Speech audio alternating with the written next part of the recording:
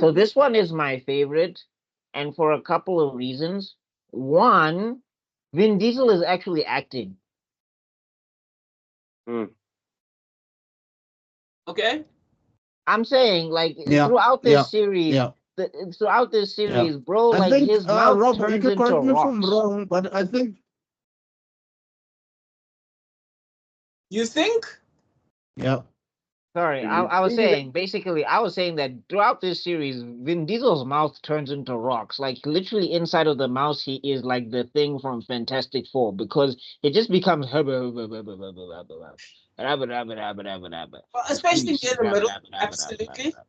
But like here in Fast and the Furious From One, six. like in Fast and the Furious One, he's opening his mouth. He's actually saying things. He's talking to people. He's charismatic. Fast and the Furious One made you believe that you could do some of this stuff. Like Yeah. that's how charismatic Vin Diesel was in the first one. And also like the relationship with Brian was pretty solid as well. The stunts are believable, even though the things that they're boosting, you're just like, why are they stealing DVD players in an era where I don't think anybody was kind of using DVDs like that, but okay, whatever. But yeah, and I just think like the chemistry and like the cast and the crew, like they were like, okay, this is fresh and new. Like, it felt like it was like, like this was uh, something here. We It's a get to yes. we get to like 4, 5, 6. And I'm like, Vin Diesel, like at some point lost the ability to speak, or all of his acting ability went to when he was playing Groot. Yeah, I feel you. Um, I would say it's because I think a lot of it has to do with the fact that it wasn't his baby yet. This was still a new idea that was presented to our favorite person. What's his name? David Ayer. Um, Uh, he was presented with the whole thing, and then he basically Yeah, yeah. he tweaked it from New York to like what is it? California, right? yeah, LA. LA, yeah. And then he like converted the whole script into something really unique. And I think that really changed things really nicely and it fit Vin Diesel nicely. He wasn't even the first choice, if I remember correctly. He was like the third choice actually. And yeah, he took Point Break, which is ironically a very unoriginal script, and then made it something unique. And then yeah, so I do agree with you. There's a lot of energy from everyone in this one because they're trying their best. These are not established actors. None of them are. And I think these are all young actors doing their best and really pushing. Yeah, but Yeah. can you also say that Michelle Rodriguez acting here is not the best? You could okay. So two things. Michelle She's Rodriguez better and here. Jordana Brewster were like 15 or so at this time. They were too young. They couldn't even drive, right? So they had to get car licenses. Actually, they had to get car licenses actually to even get these roles. That's number one. Second of all, I don't know if Rob mentioned this, but this movie idea was actually based on an article called Space. No, no, Street Racer X or something like that. Racer X or something like that. So that inspired the writers to do the film.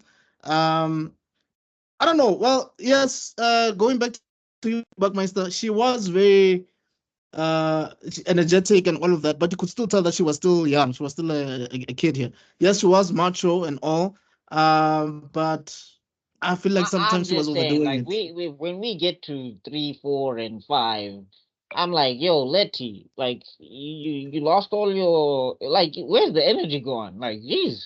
Okay, I get it. Like you guys Yeah, are in a she's trying turn to into a she's trying to act all weak and vulnerable when she's with Dom, and she barely does anything else. It's like she's one dimensional. You're right, just like Dom, which is weird.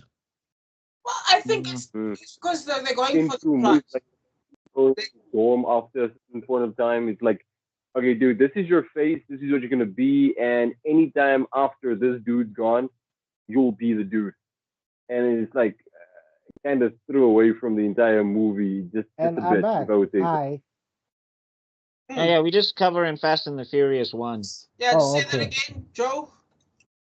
You're saying, Joe? Yeah, Just say that last part I again. don't know. Now I'm thinking that they're giving her. You guys are right. So like throughout the movie, beginning she had this gruff intro, and you're like, okay, so I can see each and every character Here's your hothead, the guy that wants to basically kick Brian O'Connor's ass every single time. You got the ADHD kid working in the vehicle. You got a lady who's very gruff to grow up with the boys, so this is her attitude. Yes. And then rather than build on that, it's more this thing of, okay, so female dom, perfect. Every time you're with dom, you are just female, and then any other time you just have this gruff look on your face, and you are. Yes. Yes. Exactly. On purpose. Yes, I actually agree with that. It's on purpose because remember, when you're making a picture, not everything has to be 3D. You know what I mean? Now you can argue the main actors have to be 3D, but Mouse doesn't have to be 3D. Letty doesn't have. She's just. This is set in. This was in the 90s, isn't it? It's the 90s, right? No, this is 2004. It was early 2000. Yeah, early 2004. So they were still allowed to make characters that are Hold, just. hold up. This came after Lord of the Rings. Golden Booster is girl. Oh no! Sorry, it's 2001. 2001. It's even better. Yeah, early 2000. So you can still make that character of girl and buff girl and angry white guy, which is what the other guys. What was his name again? I just know he had beef with Brian O'Connor. But what I'm saying though is and that I can tell you why. People are busy saying that he was jealous because he wanted the Dom sister. No, he was jealous because he wanted Dom for himself. Fight me on that. All right. Before we get into that, I'm just saying Fast and the Furious 1, I feel like the cast was like alive. You know, I feel like they were, like they were excited to act. Even if they were bad, they were at least throwing their energy into it and trying. Yeah. So 6.5 for me on an IMDb rating, I do not agree with that. Yeah. That movie is at least a 7.5. They did not have the 5 for Uncle Buck. They did not have enough money to pay the bribes. I'm sorry. I had to bring a bit of controversy, but sometimes when I see the rankings and actually see the movie, and I'm thinking, who did you pay? Who did they feel late? No, because I'm like, oh wow, you cannot tell me that Fast 5 and 6 and 7 are better than Fast and the Furious 1. Yeah, no, never in my honestly, those movies are ass. But no. Look, let's put it this way. There's no way this franchise would have gone anywhere without the success of the first one. Yeah. Yes. So you're right. You're absolutely right. This first one is more grounded. It's more grounded. It's more realistic. It is pretty clear that Brian is the main character. Yes, you could say that Dom is the second most important, but here it is Brian. Brian being in this world, undercover and all of that. So it works. It works out pretty well. Brian gave me Brian was giving me the classical POV characterization, and Dom for me gave me the feeling of the Captain Jack Sparrow of that world. If you know the context I'm trying to bring into it. Yeah, yes. I mean, because if we look at Orlando Bloom's character in Pirates, he's discovering the world of pirates, and like Captain Jack Sparrow is like the Grand Master of pirates. So it's like the same thing. Yeah. Yeah, that happens a lot in anime as well, where the main character joins this group and there's a leader in that group and all of that. It's that kind of thing. But also shout out to the fact that they're stealing DVD players. I know, right? Like, what the hell? It made me feel old. I was like, yo, how old am I? Yeah, it's dated. But what I'm also saying is like they were stealing DVD players in an era where people were starting to move away from DVD players. So I was like, Jesus. I remember one of them was like a DVD and cassette combo, wasn't it? Yeah. Yeah, I think this is when people were shifting to Blu-ray. Yeah, like this is when Blu-ray was coming out. I just want to say something quickly before we give in our rankings. I know Buckmaster has already given one, but I just want to say this movie had a budget of 38 million and it made 207.3 million at the box office. Ooh. Yes, but you have to remember something. It wasn't a mega success. It was a cult classic. Do you know what I mean? Yes. It was for me. It was squarely under the ranks of. I know it didn't do well apparently didn't do well at the box office, but Fight Club. Yes. Yeah. Yeah, like it developed a cult following, like Fight Club had its own cult following type of thing. Like, I'm saying, like 38 million and 236 on return. That's pretty good. That's great. Yeah, you made your money. You can live on residuals. Yeah. The actors got something. And there was still the DVD market in those days. Remember? So I think what is it? Mark Wahlberg, Nick Kutzer, The one who Yeah. talks about the DVD market, how these small movies used to make their money there. Remember that? No, Matt Damon. Matt Damon, not Wahlberg. Yes, you're right. Oh, Matt Damon. But yes, I'm not gonna shut up. I'm gonna shut up. Don't say it. Don't say but it. that wasn't really the big thing here. I Moving think on. I was saying that I think the big thing here was about the market. Is the international market is what really saved this movie. Right. Is that because first of all, number one, they found a space in the market. First of all, because no one was doing this. Kind of Yeah. like the Jurassic Park movie, like no one was doing this, and it really fit nicely. And the rest of the world is what really saved it throughout the franchise. I'm talking 3, 4, 5, 6 is what really Oh, saved big time, yeah. Yeah, because a lot of Americans stopped caring, but the rest of us like, don't you effing stop. You know what I mean? And also, I think it also probably made games like Need for Speed very relevant and interesting. Definitely. Which is ironic because then the Need for Speed movie came out and that was garbage. Oh God, that No, was which is hot. also ironic because then the Fast and Furious game came out and that was terrible. Really? Very true. Broken If piece I of if I could, honestly, it's a good thing I got you guys this. Yeah, do me a favor, tell me this, right? Based on the market of the gaming and the quality of the gaming, how could we have such perfect, beautiful cutscenes from one specific game? Everybody knows this. Need for Speed, not Hot Pursuit, one with the BMW, Need for Speed, just yes, the Need for Speed. Most Wanted? Everything in it, yeah, Most Wanted. Yeah. Everything in it cut perfect. You got me right. Mhm. Everything in the cutscenes in the movie are perfect. You put that together, you get a good movie. You get a good short movie. So Mhm. where does it come in with Need for Speed, Fast and the Furious? With the adaptations of these movies, where does the issue come in? You know, gear shifting or close-ups. Because if there's one thing I loved about Fast and Furious, I actually did a thing where I made a music video. I used to make AMVs, and in the first movie, there's like 50 close-ups of a gear shifting. So that's the first thing Need for Speed didn't do. You need that. You need that. That makes a difference. Also, the other thing is when you're playing a video game, you're not really thinking about the plot. True. You're not really Yeah. thinking about Yeah. the characters and all of that stuff. You're like playing a game, like you're engaged with the gameplay and everything. When you have to sit down and actually think about what's happening, you're just like the part of the reason why Fast and the Furious became what it became is because the people said there's only so many times we can race something. Like something has to happen here. Okay, I I'm mean- so glad. Yeah, look, I somebody think by the asked that second one, wonderful it's question. But Because oh, sorry, yeah.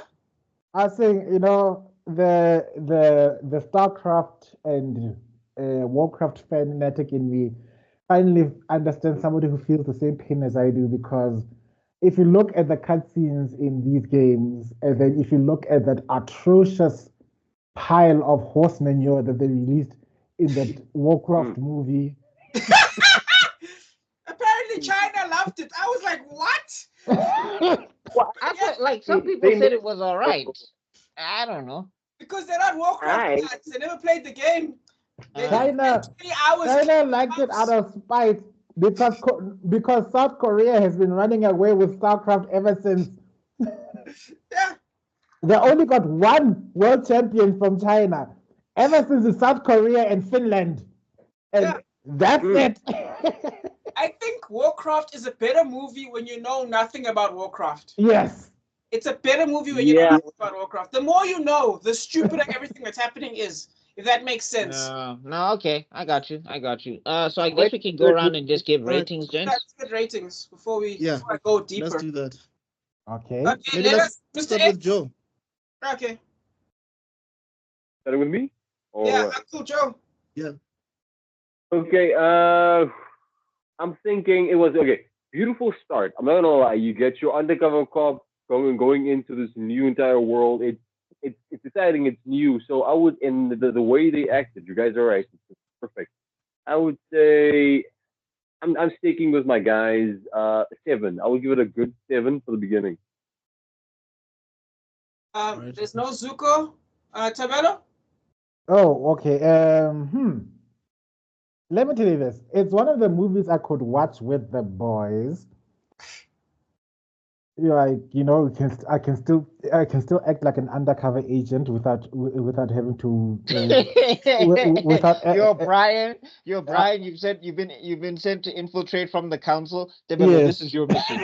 Yeah, so find out what the boys are talking about, and that was me. Like, okay, the boys are talking about XYZ. So it was one of those movies. Obviously, nobody could deny Dom with his gigantic packs. Oh my God! Like, That was when he was still in the gym. whew! Oh, even I am like, yeah, it's gonna be hard playing undercover right now. And then, of course, Brian with his blue eyes. Yeah, let me just say that function made it hard. I mean, hard to concentrate. That pause. It's HR. What's the rating, man? Yeah. Also, Ah, fun fact, dead. I got into a massive fight with one of my friends because he used to think "Keep Rolling" was a song from Ja Rule because it was playing during his scenes. Oh And I yeah. was like, you uncultured person. Have you not learned anything from Limp Bizkit, where Yeah, I art was gonna thou? say, bitch? what? Monica! Imagine that song slowing down because Ja Rule was having an asthma attack over the song. No, What the hell? what Anyway, garbage is that? anyway, my ranking, I'm gonna give it a solid 8. It's my best one of the whole series. You'll fight people will fight me on this one, but it's my personal opinion. I have the most nostalgia with this one. I watched it more than all the others. And yes, I have watched the others, but I've watched this one more than all of them because it was a good, clean racing show where I could perv and nobody could detect anything was going on. Mm, Fair enough, man. Good sir. Let's have you, buddy. I think also I already gave my points about the movie. Look, for me, this was actually Dom's worst moment as a character. Because his team, like, they get caught. There's an undercover cop. He didn't see it coming all along. He almost lost his life at the end. Like, I'm talking story-wise. Yeah, this is before he But gained Super Saiyan powers. mm. but for me, I'd give it an 8 as well. I would say it's the second best one. For me, 5 is still the best, in my opinion. But also in Dom's defense, this is the movie where like this proves that he was a Saiyan. You need to lose for you to get that Zenkai boost. Zenkai boost. Yeah.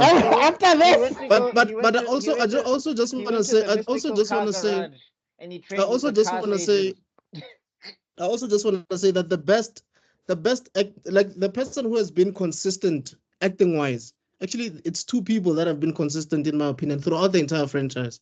yeah. It's Paul Walker as Brian, and Jordana Brewster as what's her name, Mia. Side chick. All right. As the sister. So you Yeah, got No, Mia has been consistent throughout. I still think consistently I still think that they're at their peak in Fast and Furious 1. I think they Agreed. have the best chemistry in that movie. Score. Yeah. What did you say? Did I hear it? You said 8, ne? Yeah. Oh, okay, cool. Yeah. All Okay. right, this is actually I think when it comes to a movie achieving its goals, I think this one probably I think Buck is kind of right. It does achieve its goals strongest here. I think if you ignore the meta, I think this is potentially the best movie. It does everything it's supposed to do. And ironically, Kutso made a very good point. It is Dom at his least powerful. It is Dom failing throughout, actually. And we learn a hard lesson that becomes the opposite from then onwards. So I actually think that's a very good point, at least up until 10. So I thought that Foreshadowing. was Yeah, you um, guys are right. That's what makes a movie good, isn't it? yes, that's why The Rock sucks, because he keeps in his contract, he's like, I can't lose. No, but then yeah. but then Vin Diesel found out about that, and then from then on, No, it's the other way around. Yeah. The Rock saw Vin Diesel's contract. Vin Diesel's contract says that he couldn't get more than 5 or 9 punches in any movie. So he copied that thing. That's why a lot of the Rock's movies suck now, because you can barely hit him in anything. Whether he's Black Adam, or it's like he doesn't really get hurt that much. Exactly, and that's So Wait, These is guys are this such the nerds. Like they were doing combat math. Is this the Joe, you equivalent saying of something? Stallone pissing competition? Oh yeah, I Yeah, guess it's yeah. Because if similar. you think about it now, The Rock is the new Arnie, and you could say that Vin Oh, Diesel Yeah. is God. the new Stallone. Yeah. Oh, It's that. God. Who's a no. I crappier? think that's the other way around. Because I'm a What? star. Nah. I see the Rock No. more as a Arnie No. kind of guy. I feel No, like I think The Rock is the new Stallone, as the new Arnie, bro. yeah. But No, now, Because I can because see what Rob is saying, because the thing is with The Rock, man. I mean, first off and foremost, like I just want to get this joke off. I'm like, how nerdy are they? These giant buff nerds. Like you're calculating punches. Nuh-uh. You're only supposed to I use hit this you many 5 times, so you only get to hit me 4 times. No, a kick is stronger than a punch. If you look here, a kick has an attack power of 36, but a punch has an attack power of 20. Like, what are they playing Yu-Gi-Oh? You've activated my punch card.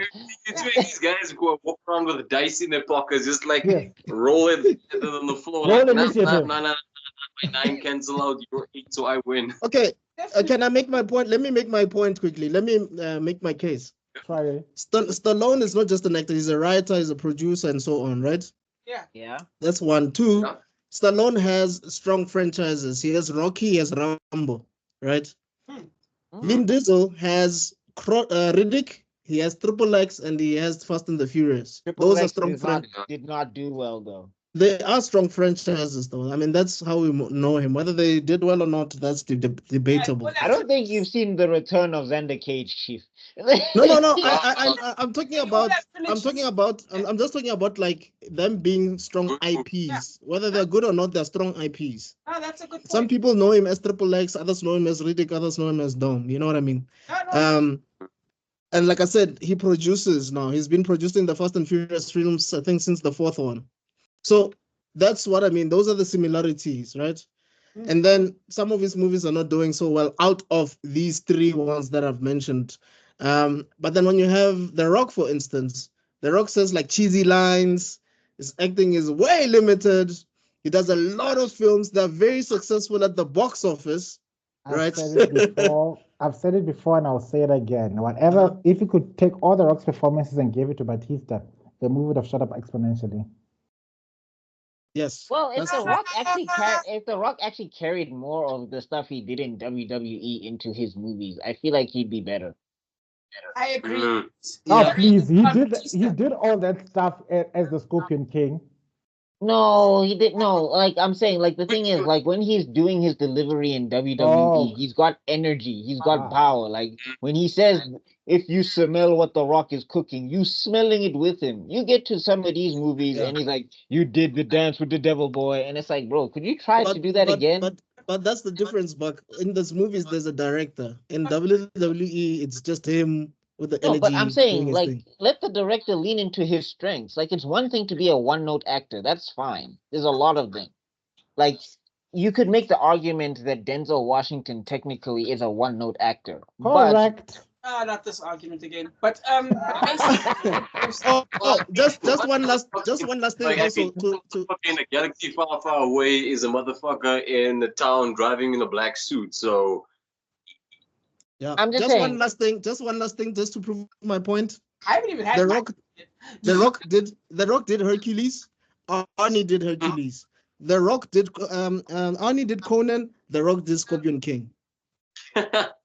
So you see what I'm saying?